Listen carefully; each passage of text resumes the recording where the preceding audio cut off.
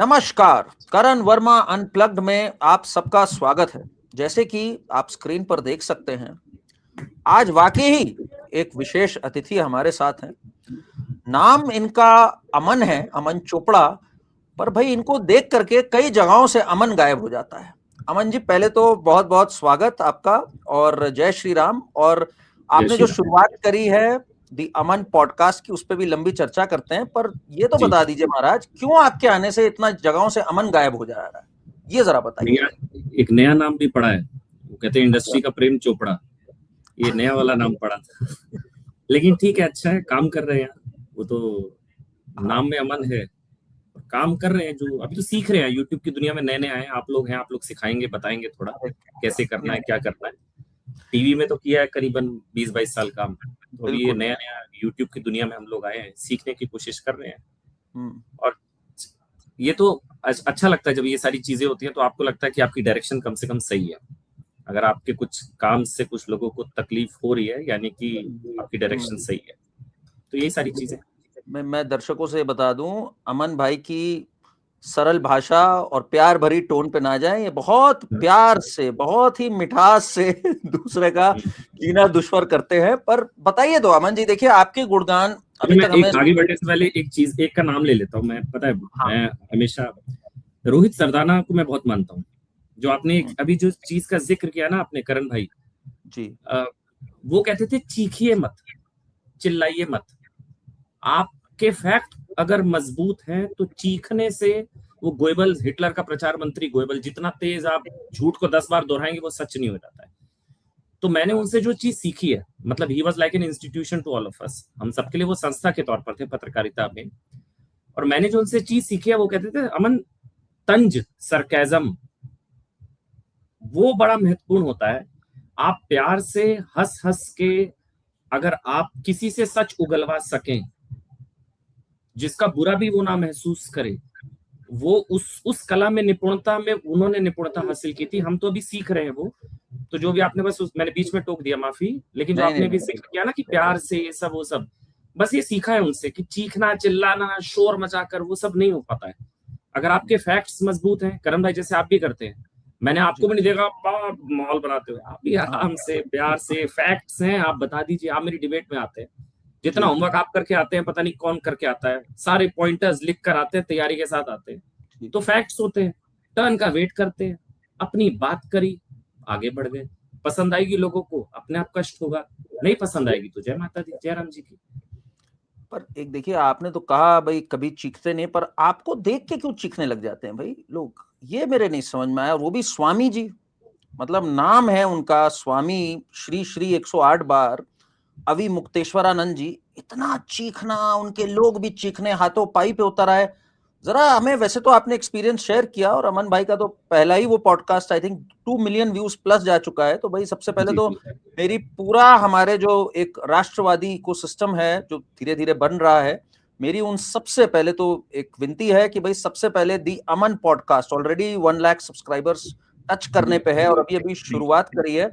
जी। सब इसको जरूर सब्सक्राइब करें और अमन भाई को खूब प्रेम दें, सपोर्ट करें उनके वीडियोस को भी। तो अमन भाई, क्या हुआ अचानक से जो इतने उत्तेजित हो गए स्वामी होकर, वो क्या है, थोड़ा बताइए अब जरा, अंदर की बात हुआ क्या था वहां ऐसा। नहीं, हुआ तो देखो, मैंने ना ये भी सोचा कि कुछ अलग तो किया ही नहीं। हम्म। मतलब वही किया जो सब करते हैं। लोगों ने उसको बहुत सराहा, लोगों ने कहा बहुत अच्छा, मगर मेरे को लगा मैंने कुछ अनोखा तो किया ही नहीं, ना कुछ अनयूजुअल किया। सामान्यतः मैंने अप्रोच किया, मैं कहानी बताता हूँ। उनके साथ योगीराज जी हैं, मैंने उनको फोन किया। मुझे लगा यूपी चुनाव के मद्देनजर एक अच्छा पॉडकास्ट, मुझे शुरू पहला पॉडकास्ट करना था, तो मुझे लगा भाई, मैं अगर उनसे शुरुआत कर सकूं, तो मैंने उनको फोन किया। मैंने बोला ना, मैंने कहा, चरण स्पर्श योगराज जी, मैंने कहा मैं एक इंटरव्यू करना चाहता हूँ महाराज जी का। और अगर असंभव हो तो उन्होंने 1 दिन लिया, 2 दिन लिया, फिर फाइनली उन्होंने बोला कि जी, वो रेडी हैं, आपको देना चाहते हैं, और ऐसे ऐसे। फिर मैं लखनऊ, मैंने ट्रेवल किया। वो गुस्सा क्यों है, इस बात का जवाब मेरे पास भी नहीं है। मतलब मैंने तो सारे सवाल, अब या तो उन्होंने एक्सपेक्ट नहीं किए थे कि अब तक मैंने उनके, हम लोग भी जब जाते हैं करण भाई, हम लोग रिसर्च करते हैं। मैंने उनके करीबन 10 पॉडकास्ट, 12 पॉडकास्ट देखे, इंटरव्यूज देखे। मुझे चीज खली कि उनको किसी ने काउंटर नहीं किया। सबसे बड़ी प्रॉब्लम कहाँ रही, हम्म। मुझे पता था वो क्या जवाब देंगे, तो मैंने एज ए पत्रकार मैंने होमवर्क किया कि वो ये बोलेंगे, तो किसी ने उनको काउंटर नहीं किया था अब से पहले, समस्या वहां थी। तो जब वो काउंटर हुए, जब पहली बार उनको लगा कि नहीं, उन्होंने मेरे से इंटरव्यू के बीच में पूछा कि एक वो आया था सवाल कि आपको 3 शंकराचार्यों ने एंडोर्स किया, तो उन्होंने बोला जी किया। मैंने बोला नहीं किया। 2 ने किया है, 1 ने नहीं किया। तो बोले आप कैसे कह सकते हैं? मैं कहा सुप्रीम कोर्ट में एफिडेविट दिया। बोले है आपके पास? उनको लगा था नहीं होगा। प्रॉब्लम कहां हुई, मैं जब जब जा रहा था, क्योंकि वो भाई वो तो सनातन की सबसे बड़ी पदवी है, हम मानते हैं कि उनके चरणों की रज भी हमारे माथे पर लग जाए तो जीवन सफल हो जाता है। शंकराचार्य, अब वो है या नहीं है उस पर मैं नहीं जा रहा हूँ, लेकिन शंकराचार्य, पुरी के शंकराचार्य, निश्चलानंद सरस्वती जी महाराज, जितने भी हैं, और हम लोगों को लगता है कि उनके चरणों की मतलब धूल भी लग जाए तो लगता है भाई मेरे माता पिता, जब मैंने कहा उनका इंटरव्यू करने जा रहा हूँ तो भाई सम्मान है उनके लिए, बहुत अच्छी बात है। गुस्सा वो इसलिए हुए थे क्योंकि उन्होंने काउंटर की उम्मीद नहीं की थी, उन्होंने वन वे ट्रैफिक उम्मीद किया था। उनको नहीं लग रहा था कि पॉक्सो की एफआईआर से लेकर सारे फैक्ट्स प्लस सुप्रीम कोर्ट में पुरी के शंकराचार्य का एफिडेविट प्लस अखिलेश यादव को लेकर उनके साथ, उन्होंने मुझे 4-5 बोला बड़ी तैयारी करके आए हो। तो क्योंकि मैंने 20 दिन 15 दिन 20 दिन तैयारी की, सारे बयान मैंने पढ़े, उनके कोट पढ़े। फिर जब आप करण भाई जब जाते हैं इतने बड़े शख्स से इंटरव्यू करने, तो आप वो उनको मैं ज्ञान के मामले तो बीट नहीं कर सकता हूँ, सीधी बात है भाई, वो तो शंकराचार्य अपने आप को क्लेम करते हैं। तो फिर शंकराचार्य वसीयत के आधार पर, योग्यता के आधार पर कैसे बनते हैं, काशी विद्वत परिषद क्या होती है, 13 अखाड़े क्या होते हैं, 3 शंकराचार्य क्या होते हैं, आपको पूरा प्रोसेस पढ़ना पड़ेगा, स्वरूपानंद सरस्वती जी महाराज से पहले कौन हुए। तो जब आप उनके सामने बैठे तो एक तो आपको सब पता होना चाहिए, वो तो गलती आप भूल के भी नहीं कर सकते, नंबर 1। नंबर 2, हर चीज का काउंटर तैयार था, मैं ये मान के चला। तो जो आपका सवाल, उसको मैं यहीं खत्म करता हूँ। सवाल ये, गुस्सा वो इसलिए हुए संभवतः, ये सवाल उन्होंने एक्सपेक्ट नहीं किए थे कि मेरे से कोई पूछेगा। वो मैंने पूछे, जो मेरा काम था, मैंने कोई अनयूजुअल तो किया नहीं, जो काम था वो किया। अब वो गुस्सा मान गए तो मुझे लगा फिर मैंने सही पूछ लिया, तो मुझे तो लगा बहुत सही पूछा। और मैं अगर साफ साफ स्पष्टता बोलूं तो आई थिंक आपने उनको टोटली एक्सपोज कर दिया, और ये एक्सपोज होना भी जरूरी था, बिकॉज देखिए हमारा भी ये एक तरह से कर्तव्य बनता है कि हम सनातन व्यवस्था, सनातन धर्म जिसकी बात करी जाती है, उसके हम लोग भी संरक्षण में खड़े हो। अगर कोई इस कदर बात करने लग जाए, जब हम स्वामी वर्ड भी बोलते हैं तो हमारे अंदर आता है करुणा, दया, एक डिवाइन अनुभूति, वो कहीं दिखती ही नहीं है मुझे। मैं वही आपसे अगला प्रश्न पूछना चाह रहा हूं कि आप भाई उनकी प्रेजेंस में इतने टाइम रहे, आपको कोई दिव्य अनुभूति हुई क्या वहां पर? नहीं, शुरुआत में मैं दबाव में भी आ गया था। अच्छा ये भी बता देता हूँ मैं, जब मैं वहां गया तो आमतौर पर आप इंटरव्यू करते हैं, जब आप किसी से बात करते हैं तो उस कमरे में 2 लोग, 4 लोग, 5 लोग, 10 लोग, 15 लोग, 20 लोग, वहां थे करीबन 450-500 लोग। एक मंच था। अब क्योंकि अब नया सेटअप है, इतना वाइड ड्रोन शो तो हमारे पास था नहीं, हम तो रेंट पे हमने कैमरा लिए थे, अभी तो हमने शुरू किया, तो उसमें भी पैसे बचाने हैं। रेंट पे कैमरा लिए और एक कैमरामैन मैंने हायर किया, लेकिन 2 कैमरामैन मैंने हायर किए। हम वहां पहुंचे तो मैं फ्रेम नहीं दिखा पाया क्योंकि 3 ही कैमरा थे हमारे पास। वहां पे करण भाई मेरे पहुंचने से पहले उन्होंने मेरे से 4 गुना तैयारी की थी, ये भी बता दूं।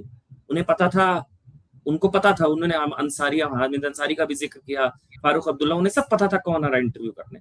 तो मेरे से वो 4 गुना ज्यादा तैयारी करके आए थे, नंबर 1।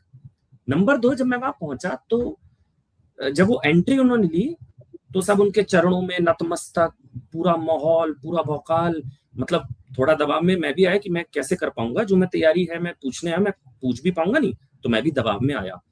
नारेबाजी और सब कुछ चल रहा है, माँ गंगे, गौ माता, सब कुछ। उनकी एंट्री ऐसी थी जैसे कोई मतलब हीरो की एंट्री ऐसे होती है, वो वॉक करते हुए आ रहे, आसपास सब लेट गए जमीन के अंदर, और मैं अकेला वहां खड़ा था, किसी को नहीं पता था मेरे जहन में क्या चल रहा है। सबको लग रहा भाई मैं भी भक्त, भाई मैं तो सनातन की सबसे बड़ी पदवी है तो मैं भी सम्मान ही करूंगा। तो जब आप पहुंचे मैंने उनका आशीर्वाद लिया, मैंने चरण स्पर्श किया, और जो आपने कहा दिव्य अनुभूति, उस लिहाज से लोगों को देखकर मुझे लगा कि हाँ, लोगों के मन में उनको लेकर बहुत आस्था है। मगर इसमें एक फर्क है, पदवी को लेकर है, गद्दी को लेकर है, व्यक्ति को लेकर नहीं। मैंने एक चीज बोली, आप सनातन की सबसे बड़ी शक्तिपीठ का राजनीतिक इस्तेमाल कर रहे हैं, दुख इस चीज का है। शंकराचार्य, दिव्य अनुभूति ऐसी होती है, दिव्य अनुभूति की जब कोई बोल देना शंकराचार्य, तो हम लोगों के वैसे सिरन उठती है, मतलब प्रणाम, आपके मन में आस्था आती है। तो लोग वहां हजारों लोग, कुछ भी मैं पूछूं पीछे से कमेंट्री, ये कैसे पूछ रहा, ये वो, पूछ ही नहीं सकते आप भाई, पूछ ही नहीं सकते। और एक चीज बताऊं, वो एक्टर बहुत अच्छे हैं। हाँ, क्यों मैं बताता हूँ, उनकी जो वॉइस मॉड्यूलेशन है ना, जैसे बात करते करते, ये क्या पूछ रहे हैं आप, ठीक है मैं बात करता हूँ। मैंने कहा ये तो थिएटर के आदमी है भाई, मतलब क्या थिएटर था कोई समान। क्योंकि हम लोग, मैं भी, मेरे असल में बताता हूँ, मेरे फादर एनएसडी पास आउट है, हम लोगों ने बहुत थिएटर वेटर किया, ठीक है, हम लोगों ने थिएटर भूमिका या मंडी हाउस, मैंने भी बहुत थिएटर किया। तो हमको समझ में आ रहा था कौन सा ड्रामा कहाँ चल रहा है, किस लेवल पर चल रहा है। तो जब आप चीखेंगे तो एंकर दबाव में आ जाएगा, लेकिन हम सवाल नहीं छोड़ते। तो फिर लौट कर आता हूँ उसी सवाल पर खत्म करते हुए कि दिव्य अनुभूति पद को लेकर थी, पदवी को लेकर थी, उस शक्तिपीठ को लेकर थी, व्यक्ति को लेकर नहीं थी। उस पदवी पर कोई भी होगा उसको लेकर दिव्य अनुभूति थी। थोड़ा दबाव में आया, धीरे धीरे आगे बात बढ़ी, फिर मेरे को लगा कि ये मेरे प्रोफेशन के साथ नाइंसाफी होगी, टैग के साथ नाइंसाफी होगी, अगर मैंने वो सवाल नहीं पूछे जो लोग चाहते हैं मैं पूछूं, इसलिए मैंने वो पूछे। तो दिव्य अनुभूति पद को लेकर, व्यक्ति को लेकर। क्या रीजन सोचते हैं अमन भाई, ये जो इनका एक न्यू फाउंड लव जिसे कहा जाता है ना फॉर अखिलेश यादव, एंड ये जो एक घृणा योगी आदित्यनाथ के प्रति, और अखिलेश के जो जितने सपोर्टर्स थे मुझे न्यूज स्टूडियो वगैरह में मिल रहे थे इधर सपा के, वो कहते हैं असल में आप सनातन को समझे नहीं है। मैंने कहा भाई इतना गुस्सा करते हैं कैसे है? कहते हैं अरे ये ऋषि दुर्वासा की तरह है, जैसे उसमें ऋषि दुर्वासा थे। ये एक बज वर्ड चला हुआ है आजकल सबका कि अरे ऋषि दुर्वासा भी तो गुस्सा करते थे, वो तो श्राप तक दे देते थे। तो अगर ये क्रोध में आ गए तो आप क्यों कह रहे हैं स्वामी नहीं है, क्यों कह रहे हैं अपने इंद्रियों के नियंत्रण में नहीं है?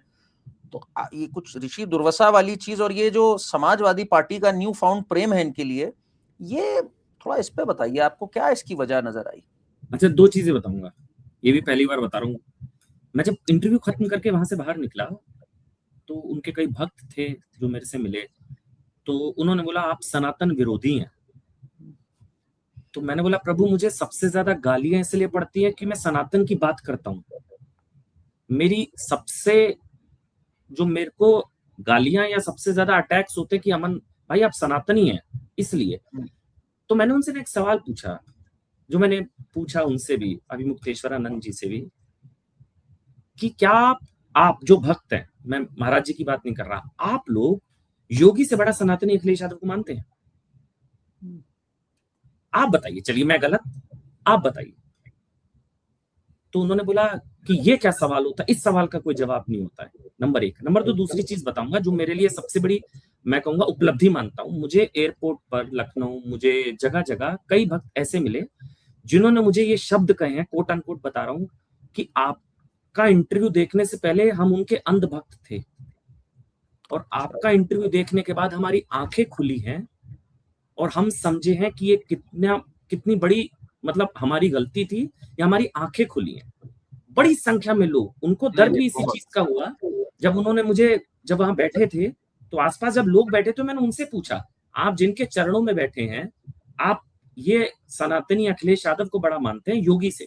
अखिलेश यादव सनातनी होंगे, मैं कुछ सर्टिफिकेट देने वाला नहीं हूँ, वो है सनातनी, अच्छी बात है, सनातनी समाजवाद है, लेकिन योगी से बड़ा सनातनी अखिलेश यादव को अगर आप लोग कहते हैं तो क्या आप सभी सहमत हैं? तो जब मैंने आसपास के लोगों से पूछा तो वो भी वो भड़क गए कि ये तो मेरे बटुकों को या मेरे समर्थकों को एक तरीके से मेरे खिलाफ भड़काने की कोशिश कर रहा है। तो दो ही चीजें बोलनी थी, एक, कई भक्त मुझे ऐसे मिले जिन्होंने कहा कि आपका पॉडकास्ट देखने के बाद हमारी आंखें खुली, ये बड़ी चीज एक, और नंबर दो, जो उनके विचार थे उससे उनके समर्थक भी सहमत नहीं थे, ये भी मैंने इस चीज को रियलाइज किया। बाकी तो पॉलिटिकल, बाकी तो पॉलिटिक्स चल रही है, पॉलिटिक्स तो चल रही है, बट इतना ज्यादा गहरा पतन होना और ऐसे समय पे अखिलेश जी के पास जाके खड़े हो जाना, जबकि उनकी जो रेप्यूटेशन रही, जो पास्ट रहा, डंडा चलाने की बात रही, प्लस साथ में मुलायम सिंह जी का भी पूरा रिकॉर्ड पता है, कुंभ मेले पे जो टिप्पणी आई अखिलेश यादव की, बार बार निरंतर उन्होंने जो करी, क्या आप सोचते हैं मजबूरी है? क्या इससे उनको कोई लाभ मिला अभी मुक्तेश्वरानंद जी को, जो अखिलेश की ओर चल पड़े है? मतलब इनकी थिंकिंग आप क्या सोचते हैं इसमें? लेकिन मुझे भी नहीं समझ आ रहा था। अब वो जानते थे कि वो उस पिच पर बैटिंग कर रहे हैं जहां वो हिट विकेट होंगे। भाई हिंदुत्व की पिच पर आप अगर योगी को कह रहे हैं कि जो है वो सनातनी और अखिलेश हैं, तो फिर तो इतने सवाल थे और वो जानते थे उनके पास जवाब नहीं है। बट करण भाई पता है, मैं वो रिपीट करने से अलावा एक नई बात बोलता हूँ, ये उनको पता था ये मैसेजिंग जाएगी कि वो इस अखिलेश को बचाते बचाते एक्सपोज हुए। उन्हें पता था ये मैसेजिंग जाएगी, बट वो जहां मैसेज देना चाहते थे उन्होंने वो भी मैसेज दिया।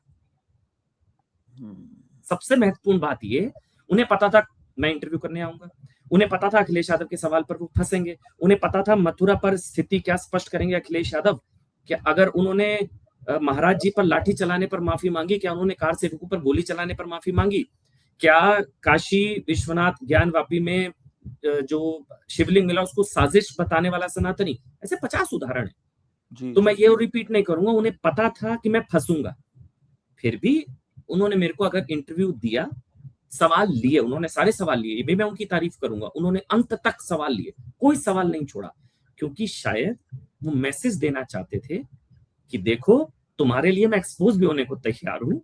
वो जहां मैसेज देना चाह रहे थे उन्होंने मैसेज दिया है, उन्होंने मैसेज दिया है, और वो मैसेज बहुत क्लियर गया है, क्योंकि वो इंटेंशनल था उनका ये सब। वो एक्सपोज भी हो रहे थे, वो खुश थे।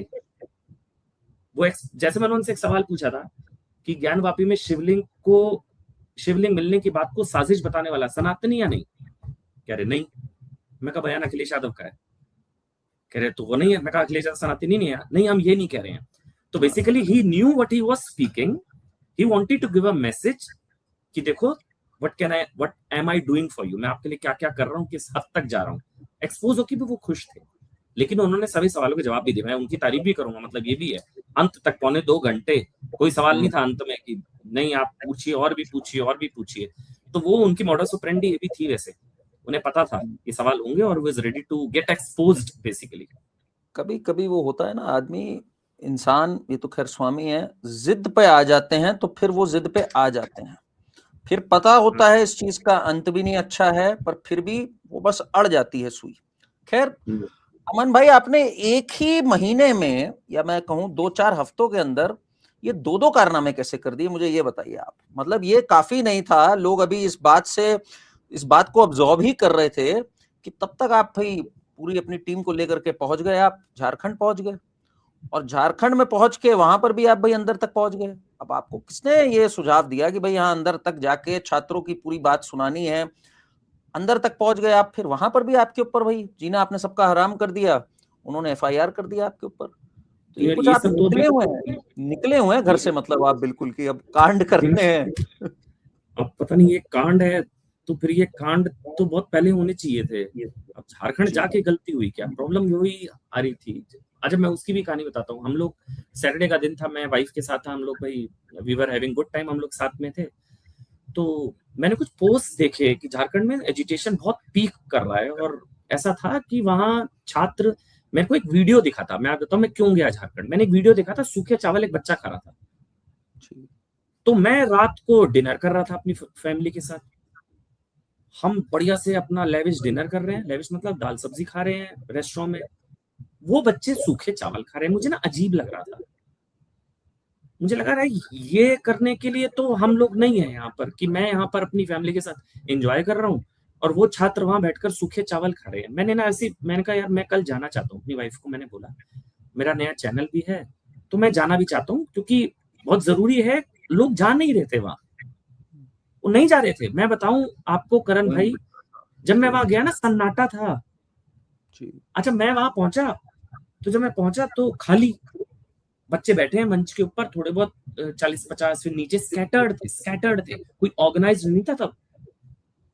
तो मैं वहां गया तो घूम रहा था, भाई आप पत्रकार हैं, आप सूंघते हैं खबर को ना, भाई वहां पे क्या चल रहा है, कौन है, कह रहे हैं घुसपैठ तो नहीं होगी सीजेपी के लोग, हम खबर को सूंघते हैं। तो मैं वहां गया तो वहां ना एक वो आया हुआ था, चूड़ा और गुड़, वहां पे बच्चे चूड़ा गुड़ खा रहे हैं। फिर मैं थोड़ा आगे बढ़ा तो मैंने देखा वो आए शंकरा फाउंडेशन से थे, वो मंदिर का प्रसाद लेकर आए पंडित जी। मुझे इतना अच्छा लगा ना वो सब, मैंने कहा यार ये है ना एजिटेशन, ये है ना आंदोलन। मुझे गिल्टी हुई कि मैं लेट आया वहां पर, मुझे बहुत पहले आ जाना चाहिए था। तो मैं वहां गया, मैंने अपने काम किया। छात्र जो थे बोल रहे थे, जो भाई मेरा मेरा तो छोटा सा चैनल शुरू हुआ था अभी, तो जो बोले भाई मैं उसको लाइव करे जा रहा था। कोई कट ही नहीं लगाया मैंने, इन आउट डायरेक्ट लाइव। अच्छा वो भी नहीं आता था तो कैमरामैन, सबसे बड़ी बात पहली बार जब गया था तो कैमरामैन नहीं था, तो मोबाइल था। तो मोबाइल से यूं जो है वर्टिकल आप उठा लेते हैं और ऐसे करके बात करते रहते हैं, एक एक घंटे का लाइव। चाहे आप सरकार को गाली दे रहे हैं, चाहे आप मोदी को गाली दे रहे हैं, चाहे आप बीजेपी को गाली दे रहे हैं, लेकिन आप छात्र हैं, आपकी आवाज चली जाए। जितनी मेरी कैपेसिटी उतनी आवाज चली जाए। मैं उतर गया मैदान में और बस करते करते बात करते करते करते करते करते करते 1 घंटा 2 घंटे रात को लाइव 11 12 बजे तक वहां बैठ के लाइव किया। उसमें से कुछ चीजें कुछ लोगों को बुरी लग गई कि भाई ये तो फैल गया है, खबर बात होने लगी झारखंड झारखंड झारखंड रांची रांची रांची। तो यहाँ पे भी वही किया था जो सब करते हैं, जो नॉर्मली करना चाहिए और हम सब करते ही हैं। आप सुरेन जी के जन्मदिन पे आप ऐसा गिफ्ट ले गए भाई। आप मतलब जन्मदिन पे आदमी उपहार लेके जाता है, अब आप उनको एक्सपोज करने की ठान के बैठ गए वहां, तो भाई उनको बुरा तो लगेगा। अब उनको एक्सपोज नहीं था, वो इंटेंशन, उनको क्या एक्सपोज करना। अब मैं फिर कहूं कोई इंटेंशन एक्सपोज करने की किसी को नहीं थी, क्योंकि वो भी जेएमएम से लेकर, जब मैं पहली बार गया था तो जेएमएम ने मेरे अगेंस्ट 3 से 4 पोस्ट किए थे। वो किसी पूर्वाग्रह से ग्रसित थे, उनके कुछ प्री कंसीव्ड नोशंस थे मेरे को लेकर। उन्होंने 1 पोस्ट 2 पोस्ट 3 पोस्ट किए, तो मैंने बोला मेरे पर ऊर्जा ना बर्बाद करें, आप उन छात्रों में ये ऊर्जा वहां लगा लें, मुझे आना ही नहीं पड़ेगा। ये पहली बार गया था। फिर बीच में मैं 2-3 दिन के लिए आया तो मेरे को वहां पर एक मेरे सहयोगी, मेरे मित्र बने थे, वो मेरी मदद करते थे। तो बताया अमन जी पता नहीं क्या 1.5 घंटे के अंदर अंदर सारे आ गए एक साथ।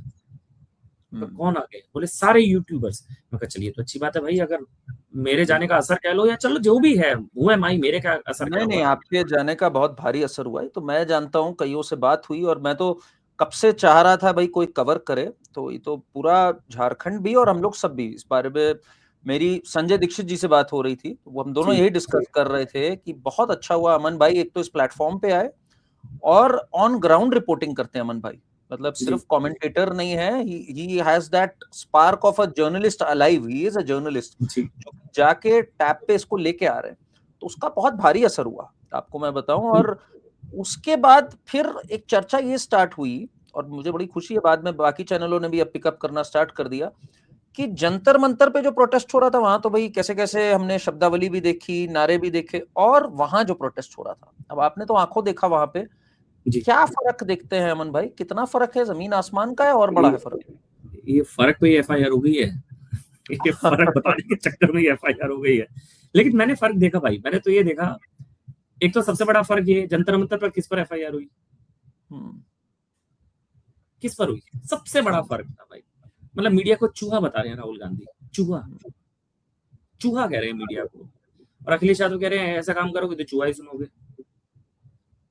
जंतर मंतर, मैं कह रहा हूं। अच्छा एक और चीज बताऊं मैं, जी मैं, ये मेरे पर्सनल विचार हैं, ये आपके प्लेटफॉर्म पर रख रहा हूं। मुझे लगता है मोदी काल में ना मीडिया का स्वर्ण युग है ये। आप मोदी को गाली दीजिए, मोदी की माँ को गाली दीजिए, मोदी के पिता को गाली दीजिए, आप जो है संसद को उखाड़ फेंकने की बात कीजिए, मोदी को गाली देने वाले का इंटरव्यू कीजिए, उसको मंच दीजिए, संसद को उखाड़ फेंकने की बात करिए, नेपाल बना देने की बात करिए, अलाउड है सब। कोई गिरफ्तारी नहीं, कोई, आप पत्थरबाजों को बचाइए, पत्थरबाजों का महिमा मंडन कीजिए, 370 की बहाली की बात करिए, उमर खालिद की रिहाई की बात करिए, मोदी को पीट देंगे, शाह को घसीट देंगे, सब अलाउड है। मैं कह रहा हूं मीडिया का स्वर्ण युग है मोदी काल में। आप सुनिए अखिलेश यादव को, सुनिए राहुल गांधी को, अभी पावर में नहीं है तो मीडिया चूहा है इनके लिए, चूहा, मीडिया चूहा, और किसी को दर्द नहीं हो रहा है। आप में से फर्क पूछते हैं जंतर मंतर, यही सबसे बड़ा फर्क है। जंतर मंतर में किसकी सरकार भाई, आप अमित शाह के अंदर आई दिल्ली पुलिस, किस पे एक एफआईआर हुई, सबसे बड़ा फर्क। खुल के भाई गालियां मोदी की माँ को, ये वो रिपोर्टिंग, वहां जाके बस गए, उखाड़ फेंकेंगे मोदी, ये पत्थर चलाए, पुलिस वालों को मैं इंजर्ड मीडिया की बात कर रहा हूँ, मैं मीडिया की बात कर रहा हूँ। जी तो जी जी कुछ नहीं हुआ। मोदी की लोकतंत्र को लेकर खुली सोच का क्या फायदा उठाया गया? मतलब कहते हैं कि लोकतंत्र में अभिव्यक्ति की आजादी और आंदोलन की आजादी और मीडिया चौथा स्तंभ की आजादी। भाई तुम कुछ भी कहो, कोई दिक्कत नहीं है, लेकिन मोदी तानाशाह है जी। यही झारखंड में एफआईआर, अभी तो खबर कंफर्म नहीं है, आप भी कर सकते हैं, जिन्होंने प्रोटेस्ट वगैरह किया उन पर भी एफआईआर वगैरह भी शायद हो रही है। ये भी आ गया झारखंड में अब, जिन्होंने कवर किया, जो बाहर से आए। वो बयान भी अभी मैं सुन रहा था, अभी मैं क्योंकि लाइव जाऊंगा तो उस पर मैंने एक बयान भी सुना उनके एक मिनिस्टर का, और वो कांग्रेस के नेता, उन्होंने बोला मैं सलाह देता हूं सरकार को कि जिन लोगों ने बाहर से आके इस तरह का बदनामी की उन पर एफआईआर हो। लेकिन तानाशाह मोदी है, तानाशाह मोदी है। झारखंड में फर्क बताता हूं, मेरे पे एफआईआर हुई झारखंड में, क्या बोला, मैं वहां गया, पहले तो वहां पे इरफान अंसारी, सुबोध खान साहे, सारे डॉक्टर्स मेरे से बात कर रहे हैं। राहुल क्रांति जी से मिलने गया था भाई। जब मैं वहां पहुंचा तो सारे डॉक्टर्स, आइए अमन जी आइए, डॉक्टर्स, जो पूरा स्टाफ, वो बात कर रहे हैं मेरे से, मीडिया डॉक्टर्स मेरे से बात कर रहे हैं, उनके परिवार वाले इतने खुश हुए कि चलिए कोई तो आया। कोई नहीं आया था हॉस्पिटल में। जैसे मैं पहुंचा फिर सारे पहुंचे, मेरे से पहले एएनआई से लेकर सारा मीडिया वहां तक, किसी के खिलाफ नहीं एफआईआर हुई। सेलेक्टिव टारगेटिंग तो है, आप मुंह बंद करने की कोशिश तो करते हैं, लेकिन कभी कभी लगता है इस तरह की टारगेटिंग आपको बताती है कि आप सही रास्ते पर हैं। कि बहुत बढ़िया हुआ मैं वहां गया, मैंने बात की, परिवार वाले खुश थे, डॉक्टर्स खुश थे, सब। अभी तो इरफान अंसारी भी गए उनसे, वो महतो जी से मिलने। तो ये सिर्फ वही तरीका है, ये असल में बिल्डअप हो रही थी चीजें। वो जो कटीले तार वाली रिपोर्ट थी मेरी, वो, इसके अलावा वहां क्या हो रहा था वहां भाई? तो बिल्डअप था, होते होते वो एक एक्सक्यूज मिला तो चलो यहाँ लपेट देते हैं, वही मेरे ख्याल से हुई। भाई किस तरह की बर्बरता हो रही थी, जरा मुझे थोड़ा सा इस पे भी आप बताइए, हमारे दर्शकों को भी। जो आपने कटीले तार वाली बात बताई, किस तरह का क्रैकडाउन था ये ऑन स्टूडेंट्स, और स्टूडेंट्स का रिएक्शन क्या था, दोनों का बिहेवियर में क्या कंट्रास्ट था जरा? देखिए मैं एक चीज कहूँ, यहाँ पे ना पुलिस वालों पर ऐसा था, पुलिस वालों की तरफ से लाठी भी चल रही थी ना, तो ये फिर भी पुलिस वालों को बचा रहे थे। मतलब कि पुलिस, जैसे मैंने एक वीडियो देखा था और वहां पे एक लड़का पीयूष, मैंने उनसे बात की, मैं तो नाम लेकर बता सकता हूँ, मैं तो वहां लगातार टच में, कांटेक्ट में, वीडियो सब, क्योंकि मैं वहां गया, बहुत प्यार मिला, बहुत प्यार मिला। तो उन्होंने बताया कि अमन भाई जब हम एजिटेशन के जाते तो पुलिस लाठी वाठी मारती थी, तो कोई गुस्से में अगर हल्का सा हाथ भी लगाते तो हम उसको भगा देते कि वो ड्यूटी कर रही है, लाठी भी खा रही है तो खा लो, उन पर आप अटैक नहीं करेंगे, उन पर आप कुछ नहीं करेंगे, नंबर एक। नंबर दो, जैसे मैं उस दिन भी मैंने शो किया, मैं लाइव भी छात्रों के साथ वहां पर रहा था, तो कई बच्चियों को भी चोटें आई हैं, वो भी परसों तक भी हॉस्पिटल में थे, आज भी शायद हॉस्पिटल में है। हुई है बर्बरता तो हुई है, मारा गया है, लाठीचार्ज हुआ है, और लाठीचार्ज तो माना ही है, सभी ने मान लिया, लाठियां चली है, वो तो राहुल गांधी ने बोल दिया बल प्रयोग हुआ है। और मैं ये भी मानता हूं कि ये ऑन द स्पॉट डिसीजन लिए जाते हैं, अगर चीजें आउट ऑफ कंट्रोल होती हैं तो state law and order state subject है। मैं ये नहीं बोल रहा हूँ कि लाठीचार्ज जो हुआ बच्चों पर गलत हुआ, लेकिन वो सिचुएशन क्या थी, उन्होंने कहा चप्पल जूते मार रहे थे हम लोगों को, तो यहाँ तो पत्थर चल गए थे, यहाँ वाला लाठीचार्ज गलत था, वहां वाला लाठीचार्ज सही कैसे हुआ? लेकिन जो आपने सवाल पूछा, हाँ, उनका पक्ष है कि रकस क्रिएट किया इन लोगों ने, छात्रों ने। मैंने देखा कि रकस तो नहीं कहूंगा, लेकिन हाँ वो विधानसभा की तरफ जा रहे थे और सामने से लाठीचार्ज हुआ, क्योंकि वो बैरिकेटिंग वगैरह पार करे, जो कि था, वो हो रहा था, आंसू गैस के गोले भी थे, वाटर कैनन का भी इस्तेमाल था। जंतर मंतर से तुलना थी कि वहां पे रिटेलिएशन नहीं था, जंतर मंतर पर रिटेलिएशन था स्टूडेंट्स का, बल्कि रिटेलिएशन से ज्यादा शायद मैं ये कहूंगा lathi charge was the result of retaliation. Lathi charge पत्थरबाजी की वजह से हुआ था। झारखंड में लाठीचार्ज की वजह से कुछ नहीं हुआ, ये फर्क था, और बहुत बड़ा फर्क था। मगर हाँ, बच्चे अभी भी बात करते हैं, कई लोग बताते हैं कि अभी भी चोटिल हैं कई बच्चे। अमन भाई, एक पूरा हमारा राष्ट्रवादी इकोसिस्टम है, और हम लोग सब एक चर्चा कर रहे हैं इधर, तो मैं आपसे भी इस पे जरा चाहूंगा आपकी राय, कि क्या इस देश में शराफत से अगर एक आंदोलन किया जाए, या शराफत से अगर अपनी बात रखी जाए, तो कोई सुनता ही नहीं, और जहां कोई पत्थर उठाए तो भाई सरकार भी अपने रिप्रेजेंटेटिव्स भेज देती है। जेपी नड्डा जी आ गए सौरभ दास से बात करने, फिर एजुकेशन मिनिस्टर का रेजिग्नेशन भी हो गया, तो ये क्या मान लिया भाई मोदी जी तानाशाह नहीं है, सरकार डेमोक्रेटिक है, ये तो हम लोग मानते ही हैं, वैसे ये लोग तो जबरदस्ती का इल्जाम लगाते हैं, बट क्या स्टेट बहुत सॉफ्ट होता जा रहा है? बिकॉज अब मैसेजिंग ये चली गई है, पंजाब में 1 मिनट में तुड़म तुड़ैया हो जाती है, लाठी चल सही जाती बात। है, ठीक, स्टूडेंट्स हो, फार्मर्स हो, कोई हो। झारखंड में ये हो जाता है, और यहाँ हमारे पार्लियामेंट के सामने एक सिक्योरिटी थ्रेट है, और सरकार इतना सॉफ्ट हैंडल कर गई इसको।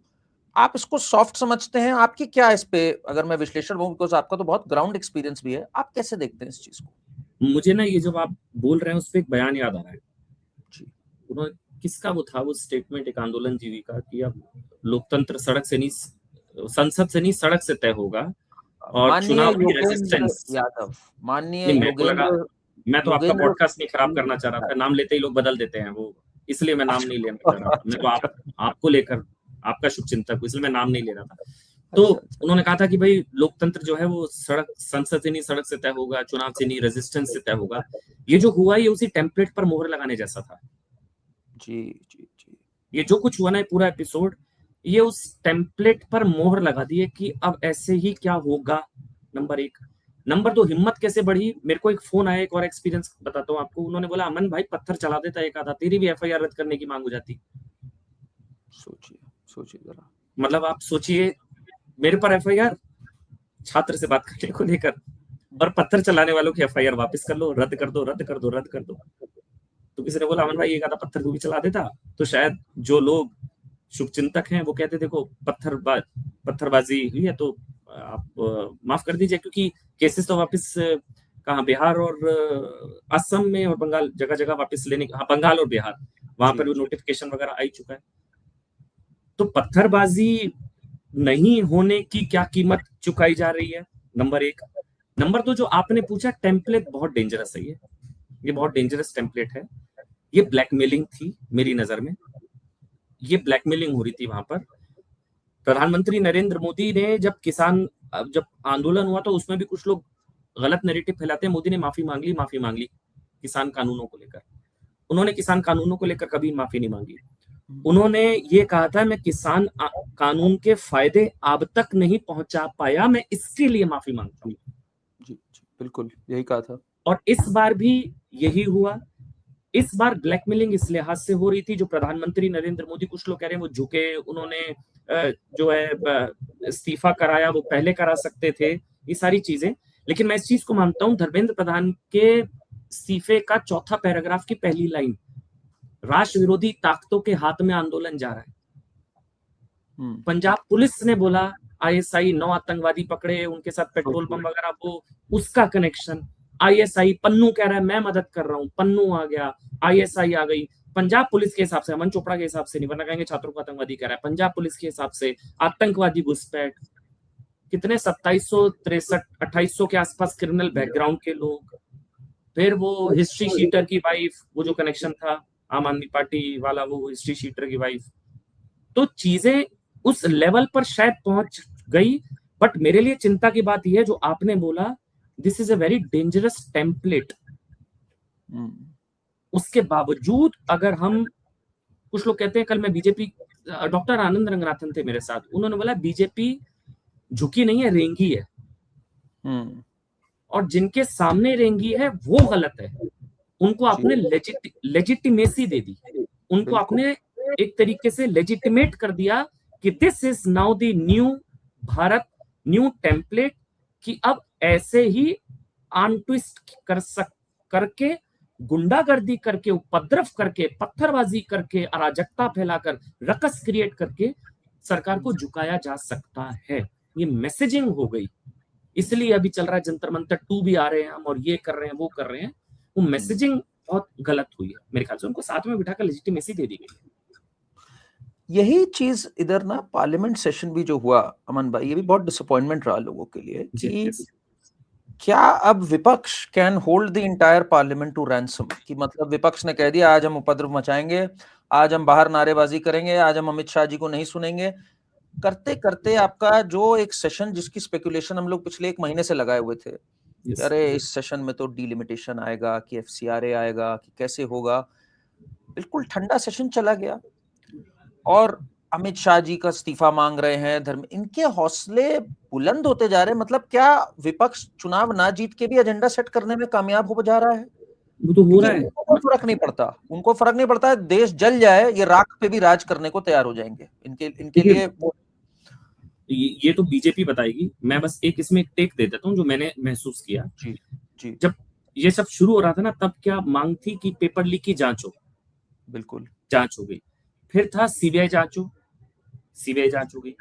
फिर आए शिक्षा मंत्री इस्तीफा दे, शिक्षा मंत्री इस्तीफा हो गया। फिर कहा सदन में चर्चा हो, सदन में चर्चा हो गई। फिर पांचवा है अमित शाह जवाब दे, ये लास्ट है, चलो अब अमित शाह जवाब दे। कह रहे मैं जवाब देने को रेडी हूँ। आप कह रहे नहीं अमित शाह को सुनकर क्या करेंगे, अमित शाह इस्तीफा दे दें। ये पूरी जो एक्सरसाइज एज ए जर्नलिस्ट मुझे बताती है कि जिन लोगों को लग रहा था ना कि चिंता छात्रों की है, उनकी गलतफहमी दूर हुई है। बस उनकी जो मिसकंसेप्शन बन रही थी कि वाकई छात्रों को लेकर कलेजा मुंह को आ रहा है, दिल पसीज रहा है, वो मिसकंसेप्शन दूर हो रही है।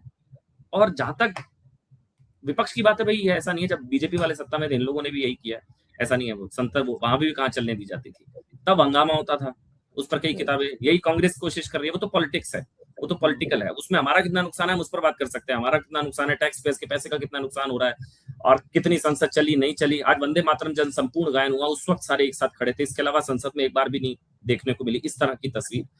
और फिर कहते हैं भाई इसकी ये है भी भाई सरकार सदन चलाने की जिम्मेदारी प्राथमिक तौर पर सरकार की है, सत्ता पक्ष की है, लेकिन सहयोग उनका भी चाहिए। तो वो तो पॉलिटिक्स है, उस पर तो क्या कमेंट, वो तो पॉलिटिक्स है भाई। कांग्रेस अपनी गेम कर रही है, बीजेपी अपनी गेम कर रही है, दोनों पॉलिटिक्स है। लेकिन इसमें एक चीज ये है कि कुछ चीजें जो आ सकती थी, डिलिमिटेशन और एफसीआरए का जेपीसी में चले जाना, ये उसी के साइड इफेक्ट्स है। और कभी कभी हमको ये नहीं पता होता कि सामने क्या है और पीछे से क्या हो रहा है। सामने हो सकता है छात्र है, हो सकता है नीट है, हो सकता है चंदा चोरी है, लेकिन पीछे से कोशिश हो शायद एफसीआरए को रुकवाने की और डिलिमिटेशन को रुकवाने की, ये सब दिखाने के लिए हो, बहुत चीजें अंदर हो सकती है। और वही एनालिसिस जो है कई पत्रकार उसी ने जर्नलिस्ट करने की कोशिश करते हैं। अमन भाई, आपने आज समय दिया, और मैं दर्शकों को बता दूं कि अमन भाई से जो अभी बातचीत हुई है, ये केवल और केवल एक झांकी है, अभी असली पिक्चर बाकी है। बिकॉज ये जल्दी हमारे स्टूडियो भी आएंगे और एक लंबी चर्चा करेंगे, बिकॉज इनके तो कारनामे ऐसे ऐसे हैं इतने सालों में, और इनके चाहने वाले भी बहुत हैं। फ्रॉम फारूक अब्दुल्ला टू हामिद अंसारी, अभी भी लिखते हैं आपकी, चर्चा होती है उनसे, बातचीत होती नहीं होती अभी भी? नहीं, वो बातचीत कट हो जाती है। नहीं, वो इंटरव्यू के बाद बातचीत नहीं करते वो लोग, वो बड़ी मुश्किल हो जाती है। मैं तो अपनी तरफ से, भाई बड़े हैं सारे, हामिद अंसारी जी भी बड़े हैं, सम्मानित हैं, मैं उनका भी चरण स्पर्श किया मैंने जब इंटरव्यू किया। फारूक अब्दुल्ला जी से मिला, वो बहुत ही उम्रदराज हैं, उनका मैंने चरण स्पर्श किया। और शंकराचार्य जी, सारे बड़े हैं हमारे, तो वो तो सारे सम्मानित है। वो मुझसे बात करें ना करें, लेकिन मेरी अगर वीडियो पहुंचे मैं तो उनका बहुत सम्मान करता हूँ। नहीं, वाकई बहुत बड़े वाले हैं, सब बहुत सम्मान करते हैं उनका। बट अमन जी, आपने हमें समय दिया, और जैसे मैंने पहले भी दर्शकों से कहा, the Aman podcast tap channel को कृपया सब्सक्राइब करिए। And he is a very very good addition to, and needed one, to the entire right wing राष्ट्रवादी इकोसिस्टम जिसकी हम बात करते हैं। तो अमन जी, आप अपना काम भाई बिल्कुल पुरजोर तरीके से जारी रखिए, आपको और शक्ति, और हम सब आपके साथ खड़े हुए हैं। थैंक यू सो मच करण भाई, थैंक यू थैंक यू अमन भाई।